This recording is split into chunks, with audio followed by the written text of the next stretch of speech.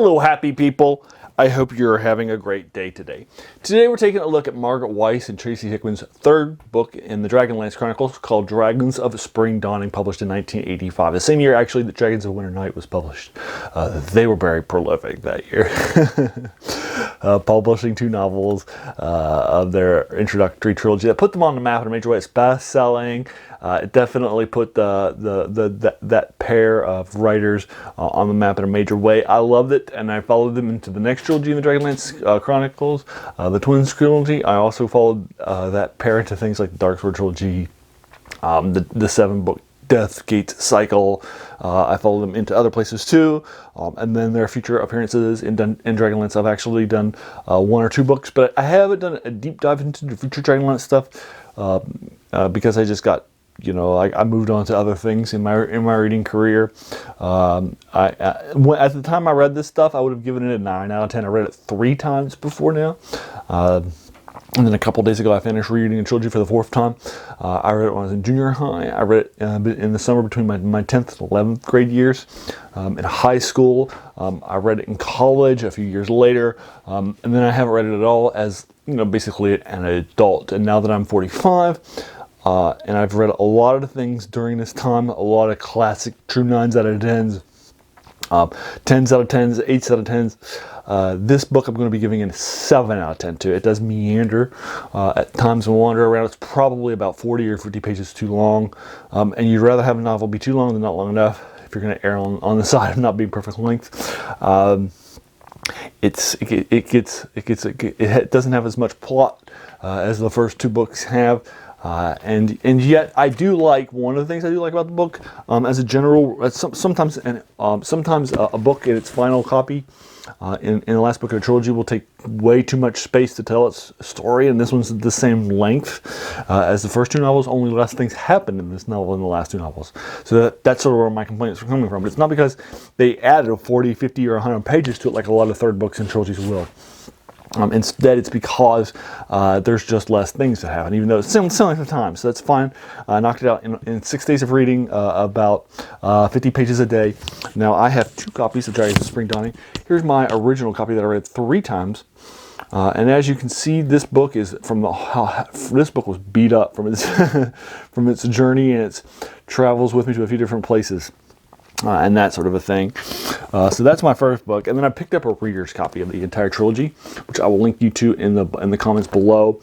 And in this oversized thing, 50 pages was about it's about 300 pages in this giant-sized collection, and it took me probably about an hour and a half to knock out 50 pages each day over the course of 6 days. I started on a Saturday, and I finished it on a Thursday.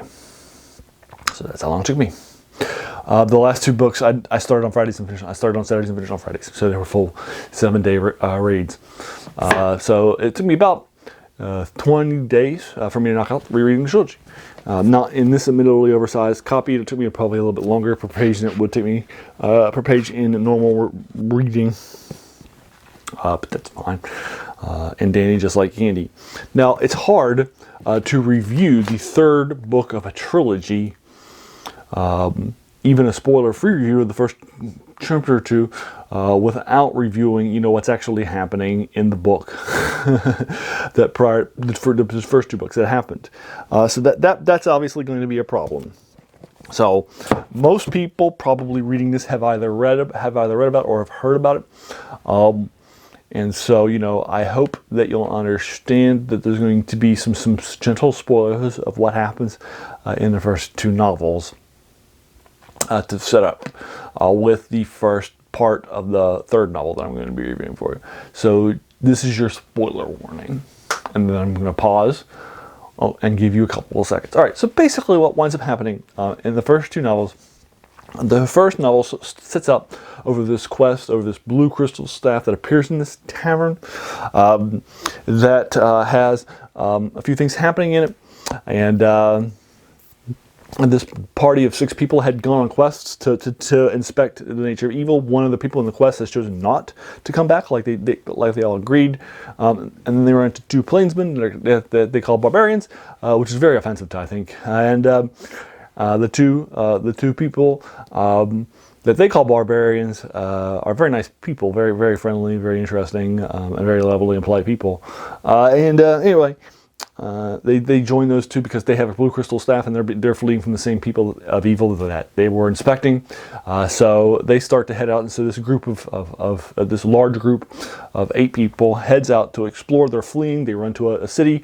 They find this rare artifact that was being protected by dragons when dragons are supposed to be dead, or myths and haven't been seen on Cran for centuries. So they deal with the dragon. And then they find this rare legendary artifact from when the gods left the world during the cataclysm, and it brings back magic, clerical magic into the world, which hasn't been seen in centuries. And we have our first clerics emerging. And basically what's going to happen in this trilogy is going to tell the War of the Lance over 9 months a period. It starts out with 3 months in Dragons of Autumn Twilight, and in fact the last day of the last chapter is the last day of fall, and then the next 3 months in Dragons of Winter Night, and then the next 2 months in Dragons of Spring Dawning. And there are various fronts and so forth that we're not actually going to see, but we're going to hear about. For example, we'll hear about what's happening in the front against the Kender. In their world, the Kenderhome. We'll hear about what's happening in the fronts in the north before we actually join them. Although we know that the war has been going very heavy in the north, or in the southern parts, which has less war and more just sort of control that's been taken over by the big bad in the first book. One of our main, and so we're going to find out that one of our main characters from the previous adventuring group has done a face heel turn move. We're going to find out, and near the end of the second book, she's going to kill one of the adventuring companions named Sturm. He was a knight of Solamnia, and he sacrifices himself to this lady. In battle, he knows he's going to lose to her. And in order to help save the Knights of Solamnia, they defeat the dragons, the evil dragons, and with a trap at the end of the book, and that's kind of the end of the second book. Now the third book's going to open up with some things that are still kind of set as they were with the second book. A lot of our key people are going to be in the same locations, which is actually unusual because at the beginning of the second book, they were in a completely different place and just finished a quest for an artifact. We don't follow along. We don't have like the 40 or 50 pages of this adventure, or a couple of chapters that tell the adventure for the Hammer of Karos. We just find out that they're at a celebration. Hey, they found, our adventuring party has found the Hammer of Karos. They've returned to the Dwarven Kingdom, and the Dwarven Kingdom is allowing the human refugees that are escaping the war to settle in their territory. And that's pretty much weird that we don't have that story. It's also pretty weird that we don't have a story in the second book later on that takes place in Icewind Dale. Now, there are a few places here where we skip things, but one of the things I actually enjoy is that they take a page out of this novel from Tolkien. What Tolkien would do in his novels set in Middle-earth is that, particularly in Lord of the Rings, is he would have you believe things that were happening that might, because that's what people were saying, or that's what he had showed. But in reality, some other things were happening behind the scenes, and then he would build up the suspense, and then he would stop it, and then he would dial it back, and then head back out, and sort of rejuvenate that. And that happens here in this novel. We're told about some characters and some of their parties, and then we'll find out about halfway through the novel what's actually really happening with those characters. And we'll find out that what's actually been happening with those characters is different than what we've been told about what's been happening with this main character and some of these other characters. And I like that. I think that's to this novel's credit. I think it's a good way of building suspense because we have nobody else telling us about these people because we haven't followed them along. So we know there isn't like, establishment where we're like, hey, don't believe this person or something like that, because we know what's happening, right? We have nothing to believe any differently from what's been happening. So I enjoy that part. There is an adventure that takes place here, which I particularly feel is probably would have been better without it. That takes place about halfway through the novel, and it took me an entire day of reading. And I'm reading 50 pages a day. It took me more than a day of reading, so it probably is like 60 pages. And that's probably where I think some of this It's too long. I feel like it just takes some time away from the general concept of what's happening. I don't think it's to the novel's benefit. I don't think the novel gains anything by adding it in, and I think you could have done without it to the novel's service. Or you could have added 50 or 60 pages of like actual plot, right? Rather than a solace for way too long from this annoyingly dark world. Anyway, but there you are. I'll go ahead and leave you to it when it comes to my review of the novel and the synopsis thereof. Margaret Weis and Tracy Hickman have been called a good tag team by writers, by people like people at Wizards of the Coast, where they publish their stuff, and TSR, where they publish their stuff, because these people are, Tracy Hickman really enjoys the good people and their character arcs, and Margaret Weis really enjoys the dark people and their character arcs. And so that makes them thus a good character team for our people that are more on the darker, power-driven side of things like Raceland and Kitiara. Anyway, so that's a little bit of a comment on this, folks. Now, this trilogy really put fantasy fiction on the map for the gaming world and the gaming industry because it was best-selling and probably was a bit of a surprise. It's built around modules that were happening at the time, so it skips. It can read a little episodically at times, particularly the first two novels. This novel has a little bit less episodic thing, but it has where they're skipping like entire adventures, and you just find out what happens.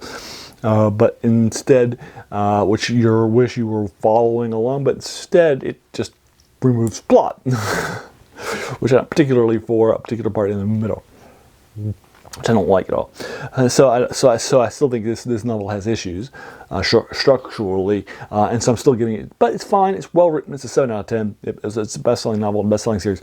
This novel puts, again, a lot of these things on the map. I know people that read this trilogy first, and the Dragonlance fiction first, and then moved to the game of Dungeons & Dragons that it's based off of. And so this was an introductory level for a generation of people.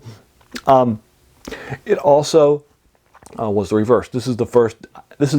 If you play the game and you're somebody who has heard of like these D&D things, I think this is a good place to go as your first introduction into Dungeons & Dragons. Although it's not as modern, it's very tropish.